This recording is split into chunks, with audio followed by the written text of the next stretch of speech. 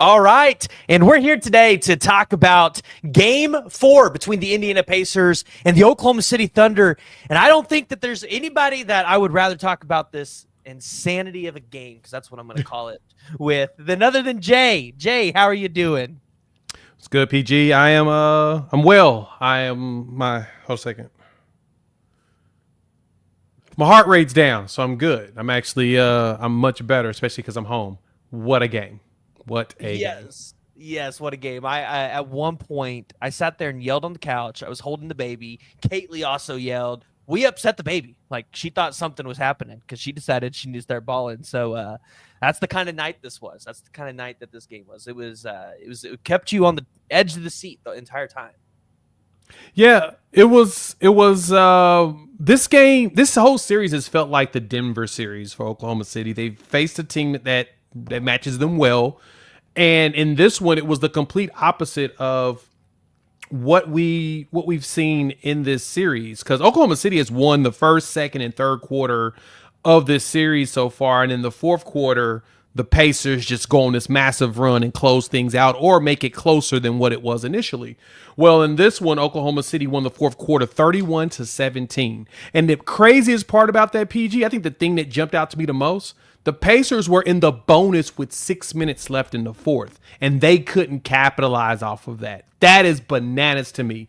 SGA gave us a typical SGA game, 35 points, 12 of 24 from the field, and he got his 10 free throws. He only made 1 3, which this to me, if there's any game that tells you how good the Thunder are, this will be the one, because they were cheeks from 3, which is not something they usually survive from, and they were still able to pull out a 7-point victory. Huge.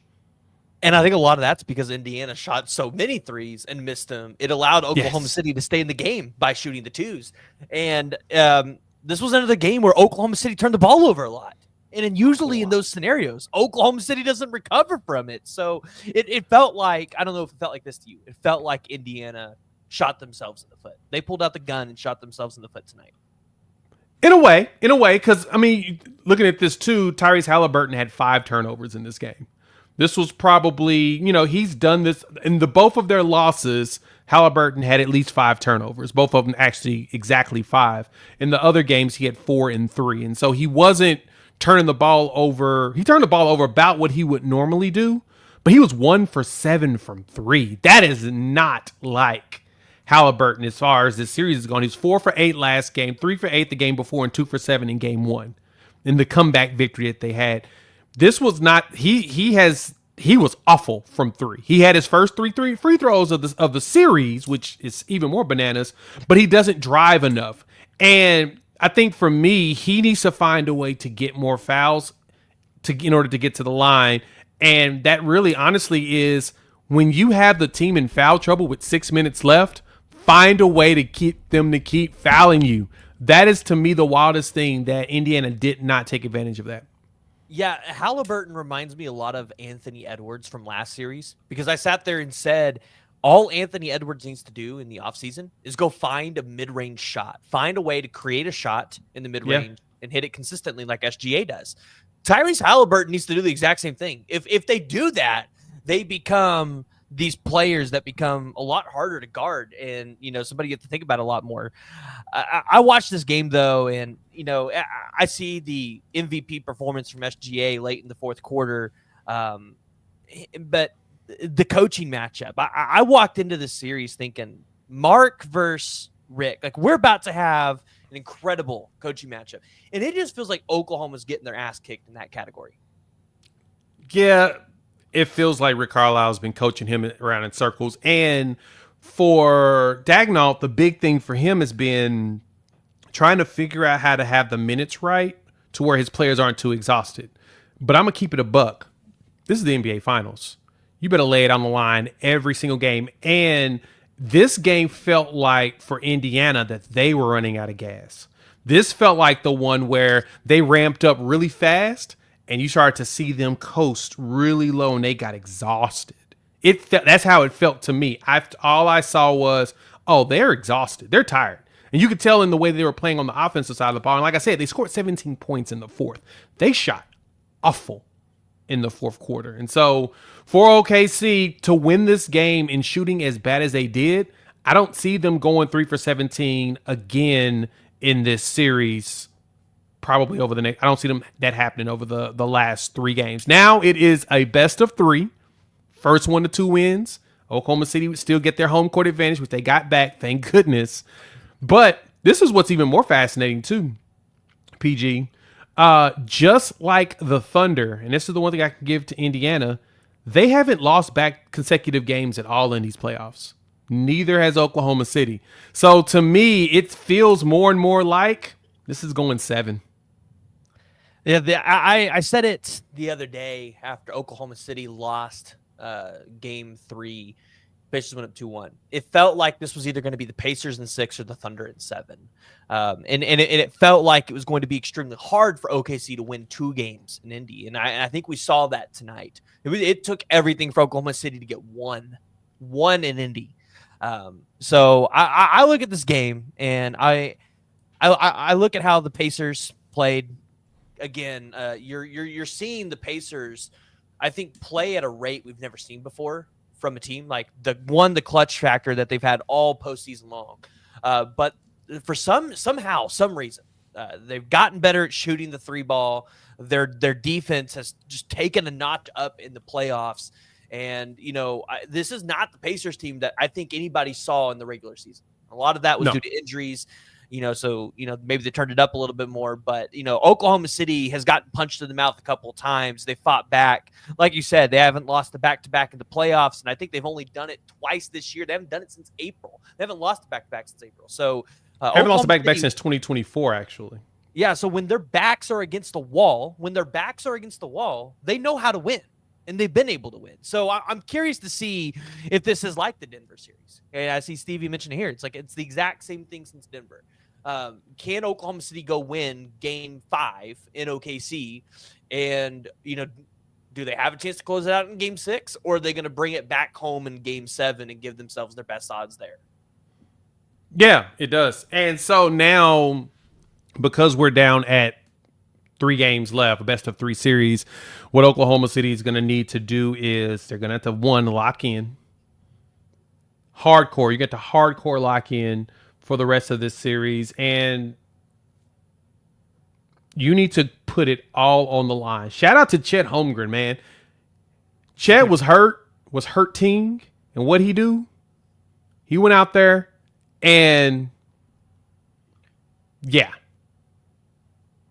showed up and showed out. That's huge. You can't beat that.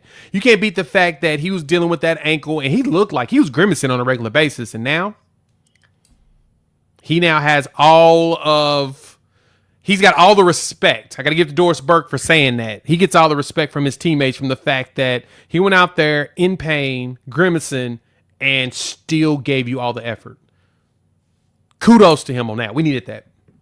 Yeah, no, you definitely needed that. And I think at one point, you heard it, and it's in the broadcast. They talked about how the teams that win championships are the ones that fight through these types of little ticky-tack injuries throughout a game. They don't come out for long, right? Or they don't come out at all. They stay in the game, and they stay fighting, even when maybe they should came out. Like, those are the teams that win championships, and it shows the toughness of the Thunder here. I do want to talk about the Indiana defense, though, because I did not come into this series thinking Indiana was going to lock SGA up the way that they have. The first 2 games, obviously, I think SGA was just having his way. It felt like he was pretty efficient there. But this game, in game 3, it really felt like Indiana they put the clamps on him. It felt like they found a way to guard SGA. I kind of wanted to get your thoughts on that because, today he obviously gets his, 35 points, but he goes 12 of 24 from the field. Normally, you would see SGA kind of in the realm of 12 of 22 there, or 12 or 20. So it feels like the Indiana Pacers are making him a little bit more uncomfortable. And sometimes it feels like it makes the offense kind of stall out a little bit. Yeah, they're forcing him to work. And that's the one thing you're getting out of this is that Shai's going to have to work to even just get open. And that's probably the best thing that Indiana has done this series is they're like, nah, we're not letting SGA be the one to just constantly cook us. Well, the one thing that we do know is that Shea has struggled. I think somebody posted the stat. He averages like 20, 23 to 25 in game threes. So his game threes he hasn't been good at all in game threes in the playoffs so far this year. But game 4 is when he turns it up. Game 5, he turns it up even more. Game 6, he turns it up even more. And game 7, the one they've had, he turned it up even more. And so the expectation now for Shea is he's going to have to drop 30 every single game going forward. He can't do the 24s anymore. He can't have a 14-point game like he did against Minnesota in game 3. He's going to have to continue. And this is what he did against Memphis in luckily 3 and 4, he had 31 and 38. Against Denver in games 5, 6, and 7, 31, 32, and 35. And then, of course, in game 4 and 5 against Minnesota, 40 and 34. So this is the thing that I needed from SGA last year, PG. And I've said this, ad nauseum, is Shea needed to come in and give OKC a 40-plus point game. Like, he needed to say, hey, boys, get on my back. I got this. I'm going to carry us to this dub. And that's what he did in this one. He went out there and he put the team on his back and he got the W. Because, again, like you said, he was struggling up until really late in the fourth in just getting points. He wasn't getting to his spots and the buckets that he wanted. But then he closed this game out properly and made it happen. Yeah, and it felt like he was able to start getting his spots because this is crazy to say. It felt like the Indiana Pacers got tired. Like, this is the way the Indiana Pacers want to play, and it felt like they got tired playing their own game on SGA. So that also makes you wonder, going into Oklahoma City, does Indiana make a little bit of adjustment? Because we've seen the full court press in both of these games in Indy. I wonder if they try to carry that back into Oklahoma City or try to take a game off of doing that and just try to play a full court press on SGA when he hits that half court line. I mean, he had a 3 and then a jumper. So he got 5 points. Actually, he had 2 free throws before that. Let's go all the way back. 4 minutes left in the game after J-Dub scored his driving layup. Shea scored all but 1 point to close the game out. And that's with 4 minutes and 38 seconds left in the game. He had that 2-pointer he scored. He got 2 free throws because he got fouled, of course. And then he made the 3-pointer, which I think the 3-pointer is what sealed the deal there. That got OKC down by 1 point. Then we got the rebound. He scored and made another jump shot. Hit that 14-foot step back, which, I mean, he got lucky, PG. I'm not gonna lie. He stumbled. That should have been called a travel, but they didn't call it. They gave him the continuation on the bump. But from there, besides Dort's 1 free throw that he made, SGA made 7 free throws, and they closed it out that way.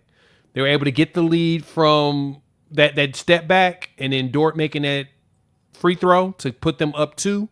But again, you're right. It did feel like Indiana, their legs were gone. Their jumpers looked flat. Most of them were coming up short, hitting the front of the rim or airballing. It was bad for them and shooting at the end. So all the effort they put in the first half to get to this point, it started to fail them late in the game. No, it certainly did. I want to get your thoughts on this because I felt like J-Dub, after game 1, needed a lot of criticism. And this has kind of been a common theme throughout the playoffs. He doesn't show up for a game. Everybody's going to go out there and criticize him. And then all of a sudden, he finds himself. And in game 2, he went out there and got 19 points. In game 3, he was the leading scorer for the Thunder in 26 points. Tonight, he had 27. On 8 of 18, 11-11 from the free throw line. I look at this trio for the Thunder.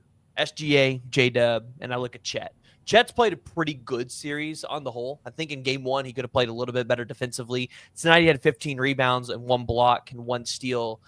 But, is Oklahoma City getting enough out of this big 3? And I get that they're young and they're not as experienced yet. This is only Chet and J-Dub's second run. But are they getting enough out of these guys? Or should we be expecting more from Chet and J-Dub?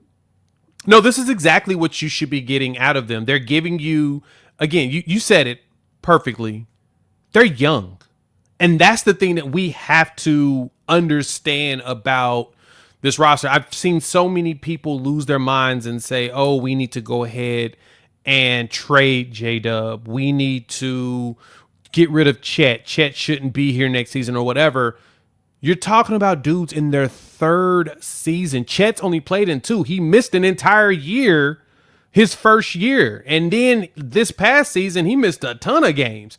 So you have to give grace to a young group of players as they're growing up, because they're growing up right in front of you. As you mentioned, J-Dub, 26, and now 27. So he is showing that, okay, take Shea out, let him take a break. I'm not going to let us fly that far down. Hell, the first comeback that the Thunder had was when Shea was on the bench.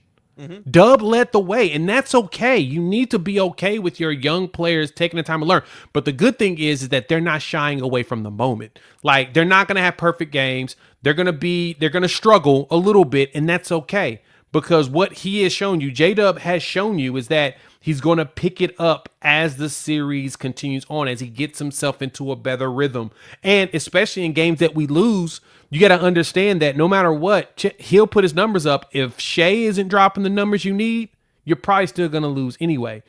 But for Chet, the big thing with him is, I still remind people, he's only 23 years old. He just turned 23 May 1st. Give him some years to actually get. It takes typically most great players, good to great players, 6 to 7 years to get to the point where you want them to be. Like Anthony Edwards is, like Shea showed us in his fourth year that, okay, he's got something. Anthony Edwards is showing us in his fourth year, oh yeah, he's going to be something special. But as you can see, it's taking them a bit to get over the mountain. Halliburton, 6th year, it's taking him some time to really get himself over the mountain. We got to stop expecting these dudes to give you everything at the age of 22 and 23, because not everybody's LeBron James and can carry a team to the NBA Finals at 22 years old. That stuff is hard. And being able to be the leader, I think that's the good thing about the Thunder is they understand the hierarchy. They're like, all right, Shea's the most experienced, and he's the one built for the moment. So they're trying to figure out new ways to give him the ball. If there's one thing I would have Coach Daigneault change is finding ways to get the big men involved in the pick and roll game. You can't have just a 1-2 game with Shea and J-Dub at the top of the key anymore. You can't have people spread around like that. You need to start bringing other people in, set additional screens, get some ball movement, because the ball moves faster than the person. If the ball's moving around, which Oklahoma City was really good at, you get those open threes. Shout out to Indiana for doing that.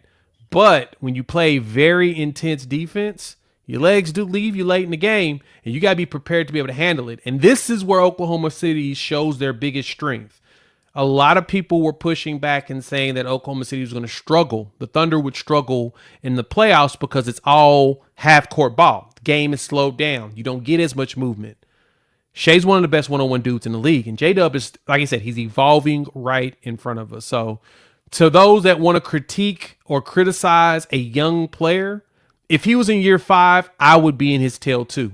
I'm not, because he hasn't signed his first extension yet. Once he signed that first extension, that means that you're supposed to be a baller. I expect you to give me results. Yeah, now you mentioned something about Mark, and you said big man in the same sentence. And this was intriguing to me because Mark came into the series and changed the starting lineup off the bat. Basically, it kind of gave this feel off us as, I don't trust that the starting lineup can do it in the series. And then tonight, he changed it back to adding iHeart in the lineup. And when you go look at the box score, I mean, iHeart didn't contribute much in that category. However, I think he does a lot of things that don't necessarily show up in there, like the screens that he's able to set for SBA to be able to get free. But Hart was a -7 tonight and only 2 points, only 6 rebounds. Is there a point in time where you got to look at maybe trying to play like a Kenrich Williams or even a Jalen Williams, who are a little bit smaller and can help stretch the floor against Indiana and might be able to defend Pascal or Obi Toppin a little bit better? Because it does feel like when Oklahoma City puts those two guys out there, that's when Obi Toppin might get the best of Oklahoma City. Yeah, the problem is that Obi Toppin usually goes off when you have both the bigs out there, one of the two out there. And the problem is once they switch to them, you have to be able to rotate fast enough. I don't think you don't want to play a Kendrick Williams because, sure, I mean, like I said, the bench played better when they took Shea out the game. That's when they started to mount their comebacks and the numbers started to look better. Shea played a lot of time with iHeart. And for him, you need him for the big screens. You need him for the rebounds. You need him for bodying up. For Oklahoma City, they're not doing enough to me of getting of allowing iHeart to let somebody quote unquote blow past them. You know what I mean? So like they're purposely screening to get ISO with Hart, and they're going to try to go past him like Halliburton on the drive. Someone needs to be able to come across quickly and be prepared to try to block that shot, force a pass, and then everybody immediately rotates. That's where Oklahoma City struggled in game 3 when I watched it. They weren't rotating very well, and they initially weren't rotating well in game 4. The saving grace for them is that Indiana got tired and they couldn't do the swinging of the ball like they were before, and they started to go into the half court. Indiana's not a good half court team. That's not their game. Their game is getting the ball and moving it, and then getting a wide open 3 in the corner, get a wide open 3 from the elbow. That's how they move. Their biggest issue is they were trying to slow the game down like Oklahoma City does. And to be honest, that is the game that Oklahoma City wins best at, is when you're forced to go half court. They were one of the better half court offenses in the NBA last year. People don't recognize that. We see them for the transition. We see them for all of that. They are a lot better when it comes to actually playing half court ball and running ISO than most believe. I just want to make sure that we get the big men out there to where you can do a little bit more swinging, to where you can try to help get more players involved, to where they have to respect them. They know they got to respect Isaiah Joe. They know they got to respect Wallace. They know they got to respect Dort from 3, especially this series. Because Dort, how did he do in this? He was 1 for 1 for 3. I said he's going to shoot 60% from 3. He shot 100%. So I guess I was right. Right? So, but you have to respect those players from 3. You got to respect Chet from 3. So getting the bigs involved with more screens and moving around, that helps. But again, you start to see everybody's legs falling apart in the 4th. That was saving grace for Oklahoma City. Yeah. Now, how was your thoughts about how this game ended? And I want to preface this, and there's 2 topics to this. So we'll start by how the game ended, but then we'll get into the second half of the question, which is, I tweeted this out with our good old buddy Ty, right? Because we're talking about the foul calls. And I said it felt like there were too many fouls being called in this game. A lot that shouldn't be called. But then it felt like there were a lot of calls that should have been called that weren't being called. It felt like a very lopsided affair in that fashion. And it felt like that last game too. So at the end of the game, you see, Oklahoma City get basically 2 free points off these odd fouls that I don't think we've really seen this year a ton. I personally haven't seen them a ton, where it's off-ball fouls. You don't even get the fouls. To me, that was like, what is this? Like, I didn't even know this rule existed. Yeah, it does. So shout out to Thunder OU Sooner in here. The Pacers were really mugging the Thunder. And the Thunder did a good job of getting the Pacers off balance to where they kept pounding into them. And they were trying their hardest, like you said before, they were trying their hardest not to let the ball get into Shea's hands. They were trying their damnedest to not allow that. And the fix of that was, I guess you could say, forcing them to foul you on the outside.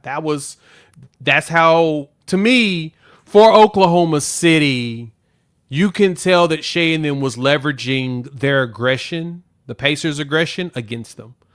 Because they were. That's why they kept getting the call for those fouls off the, those fouls off the ball before the ball was even inbounded, in which you do that, you give up a free throw, and they keep the ball. You can't foul before the ball's inbounded. Oklahoma City was saying, all right, we know that you're going to be aggressive on us, so we're going to push and take advantage of you there. And that's where you ended up with that circumstance. So they were just smart. They leveraged that against them. And Thunder OU Sooner, you're right. The one thing that, and this is why you have to have iHeart out there consistently, or Chet, and it's hard to go small ball, is they're really good at 3, and they've also got way more size. Richard Jefferson was saying this on the broadcast, which was a very smart take by him, is that when you have a big man going into the paint and you got a smaller guy underneath them, they can jump up and grab the rebound, and they're typically going to be able to get it without being called for a foul. They usually, if they're getting boxed out by somebody and they get underneath them, they're going to call the foul on the person that's boxing them out because they're going to be the ones moving the entire time. So you take advantage of that height, and that's what Indiana was trying to do. Their biggest issue is they went away from they couldn't really go inside because they just can't pound Oklahoma City like that because a lot of the guards are stocky. They just don't have the length. The bigger piece is Oklahoma City has to do a better job of swinging the ball and getting the Pacers moving to get them tired too. Yeah, and I agree with Thunder's OU center as well. The mugging of the Thunder, it definitely felt like it was there, and it felt like it was their last game too. It felt like Indiana had upped their intensity in this game and were willing to just be just as physical. I still stand by this.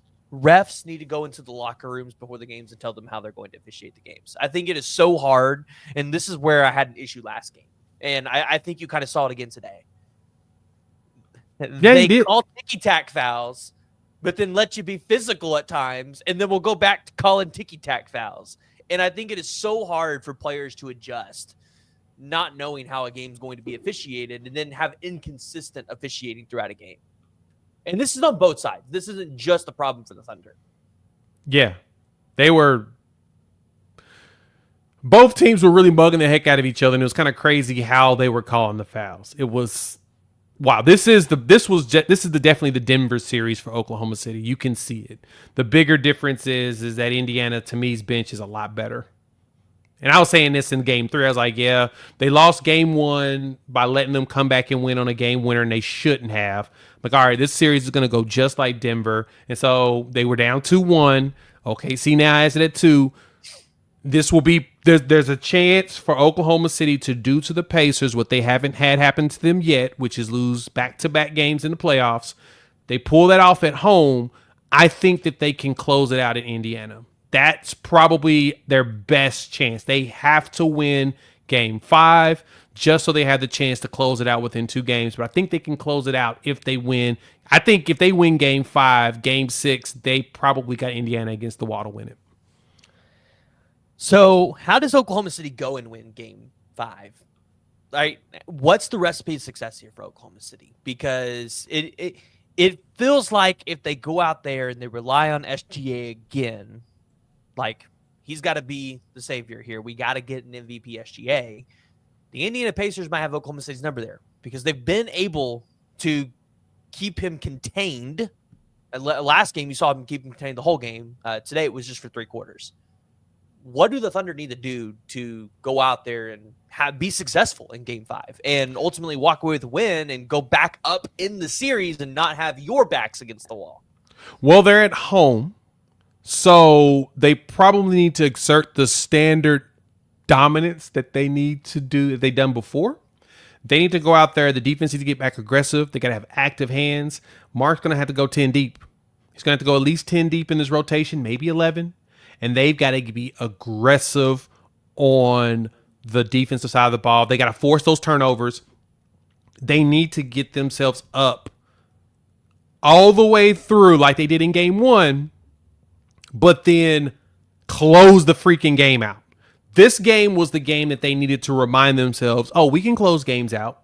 When we're losing going into the 4th quarter, we can close it out. We can finish it out strong. We can do that strong. This game reminded them that they've done this throughout the entire playoffs. So they need to pull another, similar to what they did against Minnesota. They need to go out there and just blow it up. Once they blow it up, I think they'll be just fine. Like they did against the Denver. They won that tight game, 92-87. Then they came back in game 5 and said, nope, we're going to assert our dominance, go out there and win 112-105. They need to do that again. They do that at the crib.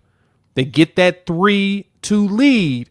There's a good chance, and I think that they can make Indiana fold just enough to win game 6. If they don't, they'll have to win it in 7. I think they can, but it's going to be tough. Indiana's a really good team. And somebody else had mentioned it. NBA writer had pointed this out before the series started. It's like, yeah, y'all think that this is going to be a runaway. No, This game is probably it's going to be an intense game series. It's probably going to go 7. I think he's right.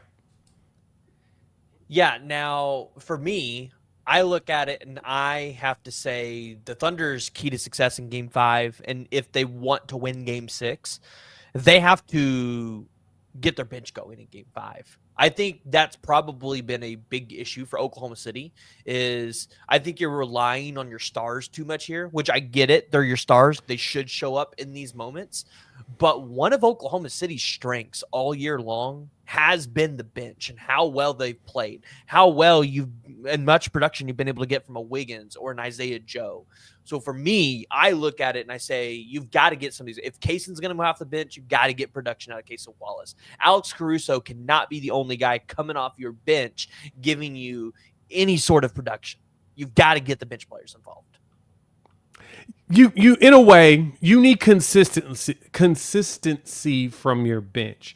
Like in this one, I know that going into in the second half, it was like 24 points for the Pacers bench team. OKC had 18. This was a lot higher than I think they had 18 the whole game last game.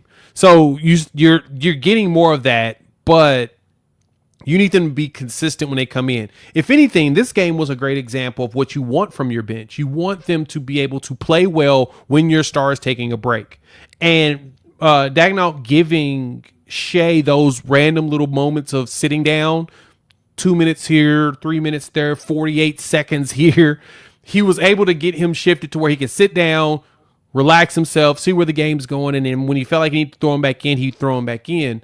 But they did well without Shea on the court a few times, and that's something that you're going to have to be able to be prepared to do against a team like Indiana. They're not going to let you just – I mean, the team was – Shea had a plus-minus of 0, PG.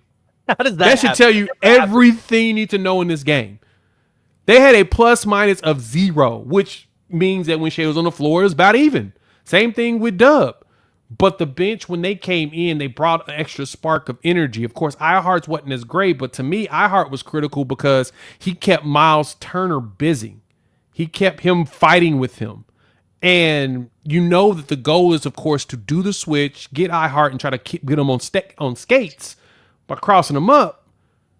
He did a good job of standing his ground. If anything, I need him to be prepared to get more blocks or at least more rebounds, which 6 big rebounds is good. I think Chet getting 15 is mainly because Ihart was pushing people around to allow. It's similar to like Westbrook getting rebounds. A lot of the times, Perk, Adams were in the way of everybody else to make it easier besides the like long rebounds that were coming because of all the threes that were being shot. But any of the short ones when Russ was in the paint, you saw the big dudes clear out.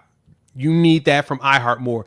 That's also the one thing Oklahoma City's going to have to do in Game 5. They got to box the freak out. I was getting annoyed. I wanted to throw something at my TV, but I didn't. I stayed calm. If they can box out better, they got this. All right. Well, I think that's all the damage we can do tonight, right? Yep. I think that's all the damage we can do for Game 4. It was a crazy Game 4, and this has been a crazy series. I think for everybody that sat there at the beginning of the series and said, this is one of the worst NBA finals we've ever had, I would argue and say this might be one of the best matchups we've had in the NBA finals in probably, what would you say, 10 years? Yeah. I mean, yeah. Even some of those Warriors and Cavs finals, like they were 3-1, 4-1, like, you know, like they weren't super competitive, uber competitive like this. One team would blow each other out. This series has been super competitive from the start. It's been amazing. And although they're two small markets, if you're the NBA, you've got to be salivating over this. Like, this is, I feel like, what can get new fans into the game. It gets your young stars out there, and it creates more attention to the game. And honestly, I feel like, I'm curious to see what the numbers are going to be after this series is over.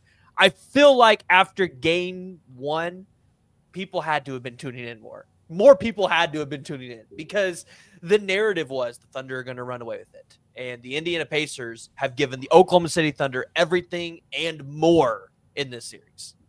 Yeah, the numbers may not reflect how great this series has been, but more and more people are tuning in. I put it this way, 5, oh yeah, Loud City was loud. I'm looking at the videos over there. They are all over the place. You've got if anything, games 5, 6, and 7 are going to be, the viewership is going to be ridiculous. I do hate the dates. I hate that there's not going to be a Saturday night. You'll have Monday? What is it? Thursday, Sunday? You can pull it up. I think it's Monday, Thursday, Sunday is what's left. Let me see. I'm going to pull up the schedule now. Yeah, right now it's Monday. Yeah, Monday, Thursday, Sunday. Thursday, Sunday. Monday, Thursday, Sunday. Hate it. It- Saturday this- night most would have breaks been we've ever had. insane.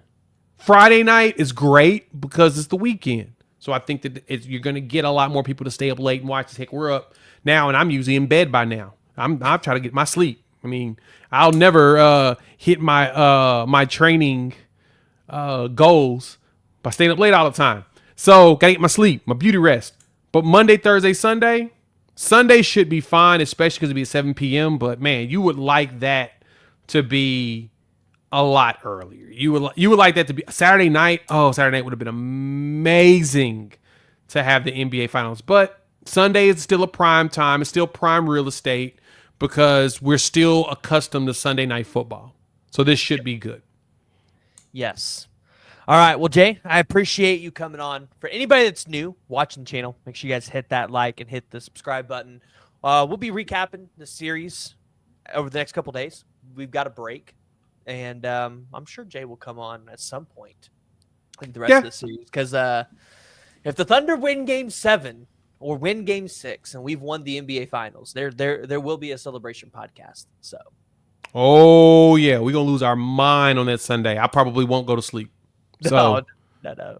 We'll no be reason waiting to. for the break. We'll be waiting for the break. We'll be going to the airport if it's a one in Game 6. That's what'll happen. Whew. Let's get it. Good job, fans. Make sure Loud City is loud. Let's go. Yes. Indiana's challenged us. Pat McAfee has challenged Oklahoma City. So Oklahoma City fans got to take that as personal. All right. Yeah. Thank y'all for tuning in. We'll see y'all next time. Peace.